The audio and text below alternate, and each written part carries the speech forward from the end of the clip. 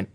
لكن الوضع اللي يمر فيه العين، انا اكون معك صريح يعني، انا كوحداوي اقول لك السنه فريق العين مرعب يخوف، لكن مباريات الكاس ما حد يركز على هالامور، خاصه كاس اديب وضع الوحدويه، خاصه كاس اديب. نفس ما انت قلت هالبطوله تحبني وايد، وبالذات ملعب الجزيره استاد محمد بن زايد، تعرف انت كيف الوحده هناك، ما ادري الملعب خير على الوحده الحمد لله زي.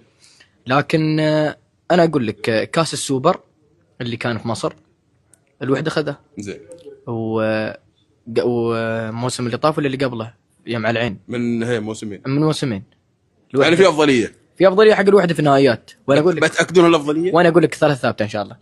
انا الصراحه اشوف على وضع الوحده هالسنه وعلى وضع الفريق وعلى التخبطات اللي صايره، انا اقول لك ان هالمباراه بتسكت الجمهور كامل ان شاء الله، وبنرضى فيها ان شاء الله. بترضيكم المباراه؟ بترضينا ان شاء الله. رساله توجهها للامه العيناويه، طالع الكاميرا عاد وش تقول لهم؟ يلا والله الامه العيناويه شو تقول لهم؟ والله ترتبك وتتبتر انت الحين مرتبك من الحين اشوف. لا مش مرتبك بالعكس. لا شوف انا بقول لك شوف، قبل اوجه رساله حق جمهور العين، انا لو بخاف من فريقي. زين، انا الخوف كله من فريقي والله. لاعب يخوفك من العين منو؟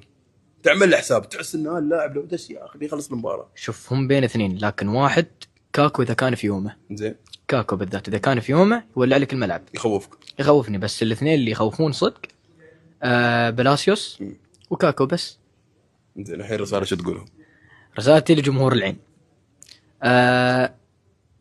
كان الله في عونكم، بيخسرون خساره يعني اللي ما حيتوقعها، على كثره كلامهم، على كثره هياطهم في السوشيال ميديا. هم ناويين على الدوري الذهبي انه ينهوا الموسم هذا بلا خساره. شوف الدوري مخلص، انا اقول لهم الدوري مخلص، مبروك للعين، مقدمه بس بعد حتى الكؤوس ما يبون يخسرونها، يبون 3 بطولات. لا بس انا اقول لك كتوقع كاس اديب ان شاء الله للوحده، وكاس رئيس الدوله للجزيره.